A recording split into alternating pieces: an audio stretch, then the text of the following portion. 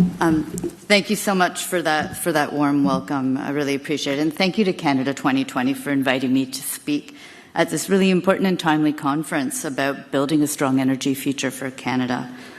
I'd like to begin by recognizing that we are on the traditional unceded territory of the Algonquin Anishinaabe people. And I always like to take a moment to just pause when I say that, because it's not just a check mark in my speech. This is about how we're going to build Canada well and for the future, recognizing our past and also the future that we have with Indigenous peoples on this land as we move forward. Look, I think that actually Minister Lecce, I'll pick up a bit where he ended, because I think that that's exactly, he was right when he's talking about how we need to work well together and are working well together. The federal government, provinces and territories alongside each other. And we know that there's a moment right now where we need to build our country. We need to build our energy security as a country. And this moment that we're in calls for all of us to work together across partisan lines, across all orders of government. And if I can take a moment, I really would like to thank the leadership of Ontario in bringing together provinces and territories to build this national energy corridor. It's really an important step forward in how do we build a strong electricity grid across our country. We need the cooperation of all parties, and the federal government is actively a part of that project as well. So great that we can work all together on that. Look, when we look to building our country as a secure and strong Canada, we really look to people in this room, energy leaders, financial institutions, and Indigenous partners working together to build the infrastructure and industries that will power our economy and our communities for decades to come. It's a crucial mix. And this is all alongside our workers who are going to make it happen. I always have to pitch that piece. Canada has some of the best workers around the world to be ready to build this strong economy of the future. And this is about also creating good paying jobs right here at home. Our shared climate and energy goals are clear. It's about transforming our energy systems, it's about leveraging Canada's clean power advantages, and it's about achieving a net zero grid. It's also about building a low carbon economy while making Canada an energy superpower. And we all know, as we're talking here today, that this conference is taking place at a pivotal time. As the Prime Minister has said, the global order is changing, and Canada is determined to act confidently in these circumstances. The world economy continues to undergo a historic transformation towards low-carbon energy and clean technology, and that's changing how growth happens and where capital flows. In 2025, global investments in clean energy rose to $2.2 trillion US. That was double the investment in fossil fuels. The global clean technology market is expected to triple by 2035, and energy systems right around the world are being rebuilt.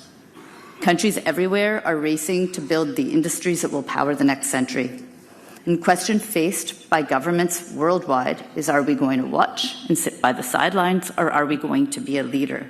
And Canada has very much decided we are going to be a leader. This is our moment. And all of us Canadians, we're the builders of it, because we are actively taking steps in leading this rapid transformation in a rapidly transforming global economy. There are huge opportunities and high-quality jobs in this thriving economy supported by Canadian clean tech, energy, and innovation.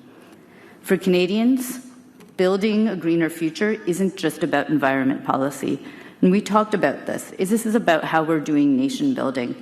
I liked when you started, when John Gorman started, and he's talked about how there's this real intersection about energy, environment. How are we going to work together on this project? Because it's essential.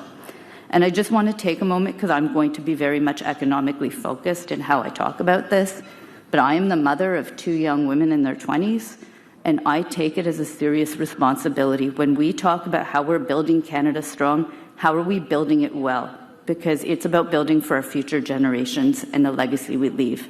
So it's about the economy, it's about the environment, and it's about building a strong future for our country. We know Canada has the resources that the world needs. We have clean electricity, we have critical minerals, we have a highly skilled workforce and energy expertise built over generations, and we have trusted institutions and stable governance that investors rely on.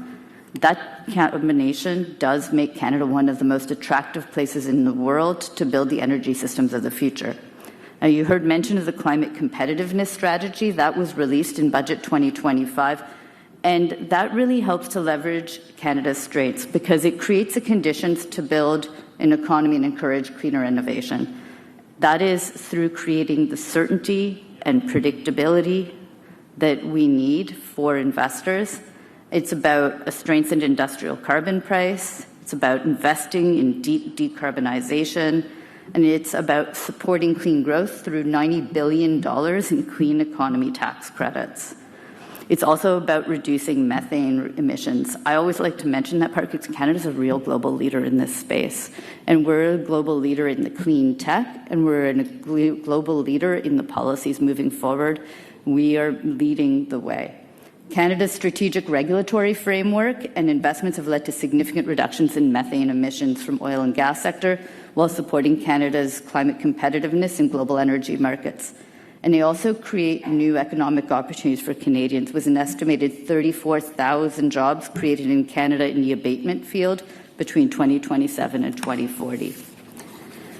Grâce à une réglementation intelligente combinée à des investissements historiques dans les infrastructures vertes, nous construisons et investissons dans un pays pour la prochaine génération.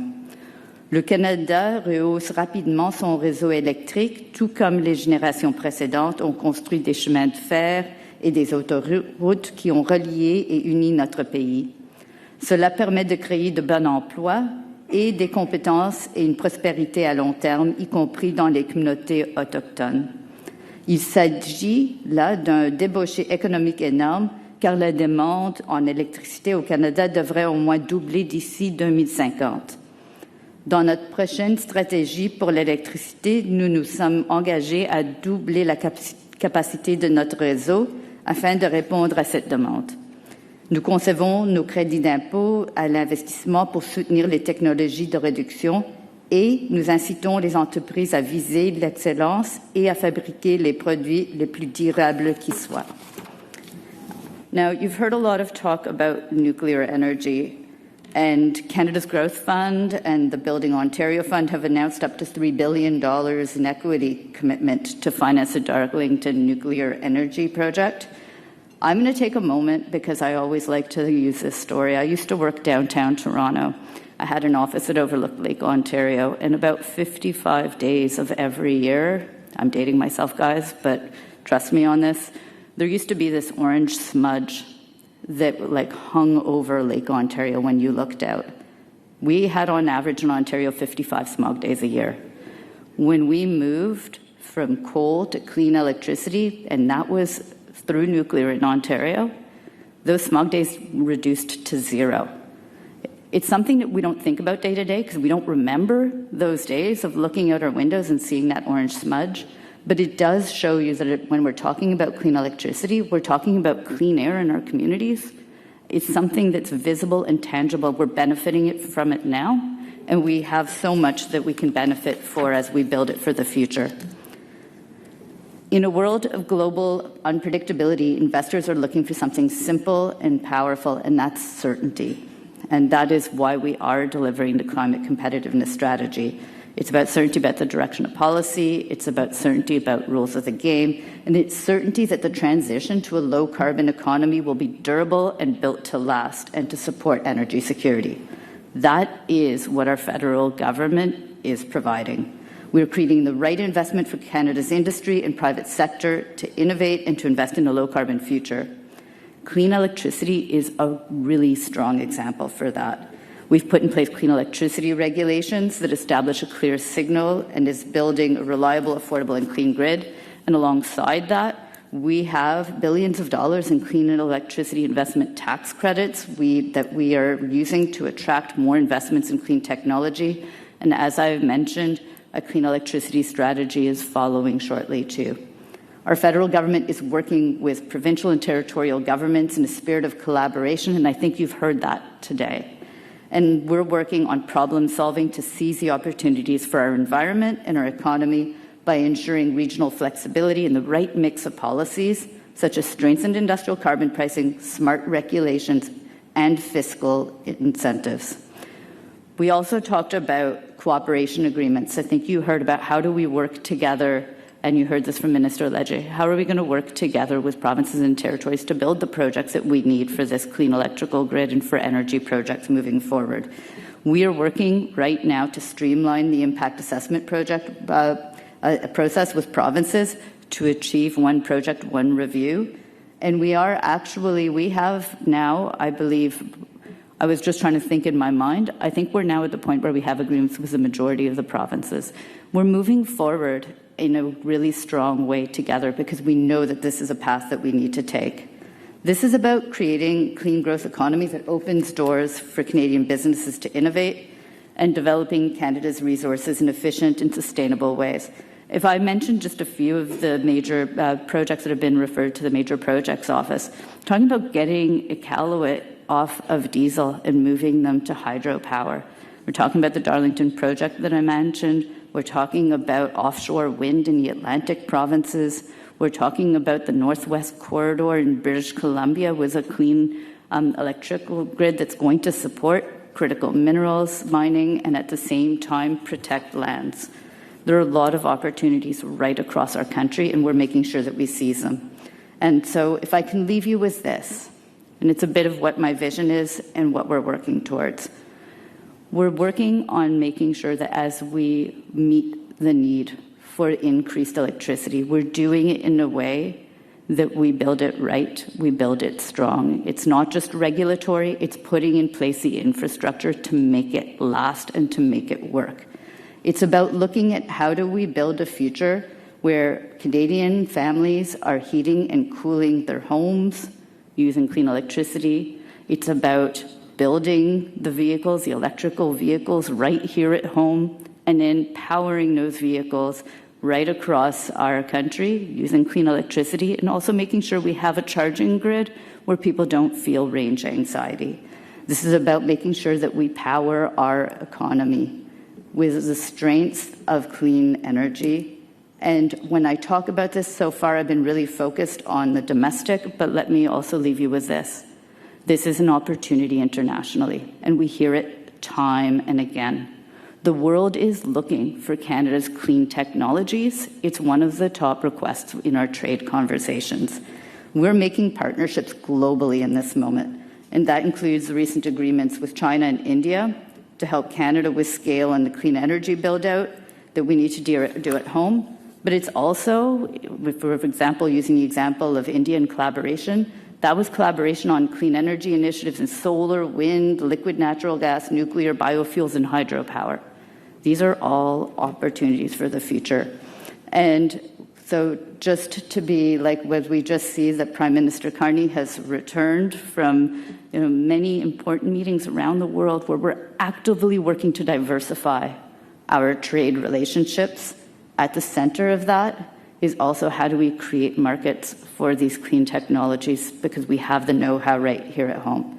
We have what it takes to build a strong Canada for the future, and this is our moment to shine. And so climate action is a very central part of the work that we're doing at every moment, and that is going to be the key to how we unlock a strong future for our country as we build Canada strong, but that we build it well. Thank you so much.